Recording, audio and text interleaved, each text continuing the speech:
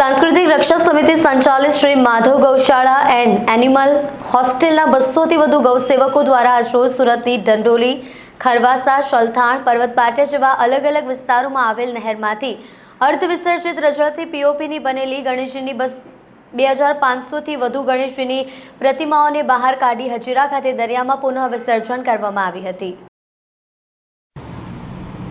ઉધના વિસ્તારમાં આવેલા શ્રી માધવ ગૌશાળા એન્ડ એનિમલ હોસ્ટેલ કે જ્યાં બીમાર દિવ્યાંગ ગાય માતા અને અન્ય પશુઓની સારવાર થાય છે તે ગૌશાળાના 200 થી વધુ ગૌસેવકો દ્વારા આ કાર્ય કરવામાં આવ્યું।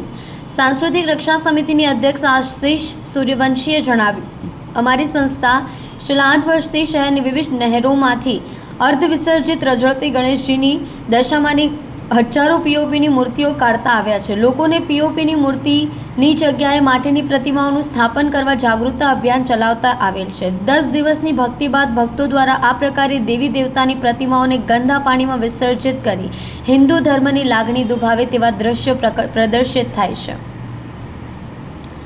સંસ્કૃતિની રક્ષા માટે સાંસ્કૃતિક રક્ષા સમિતિ દ્વારા લોકોમાં જાગૃતતા લાવવા, પ્રશાસનને યોગ્ય કામગીરી કરવા, પીઓપીની પ્રતિમાઓ પર પ્રતિબંધ લાદવા વારંવારની રજૂઆતો તથા કાર્યક્રમો આપવામાં આવે છે। સુરત મનપા દ્વારા કૃત્રિમ તળાવો બનાવ્યા હોય છતાં સુરત પોલીસનો આ અને નહેરો નજીક ચુસ્ત બંદોબસ્ત હોવા છતાં પણ ના સમજ કહેવાતા ગણેશ ભક્તો દ્વારા તકનો લાભ ઉઠાવી પોતાની સરળતા ખાતર આ પ્રકારે ગણેશજીની મૂર્તિનું વિસર્જન કર્યું છે। આવા ભક્તોની વિનંતી છે, બાપાની સ્થાપના કરી યોગ્ય જગ્યાએ વિસર્જન ન કરી શકાતું હોય તો સ્થાપના જ ન કરવી।